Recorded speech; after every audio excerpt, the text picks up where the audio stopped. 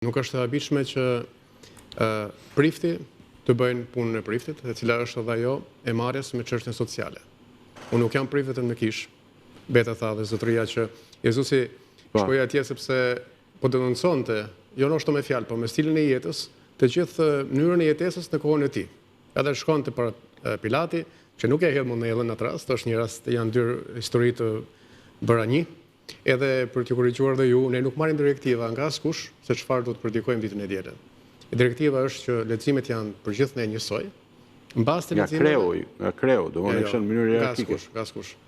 Leximet janë njësoj, edhe ato leximet që kemi ne në bazë të kontaktit që kemi me njerëzit, arrim e kuptuar se çfarë kanë nevojë ata njerëz sot.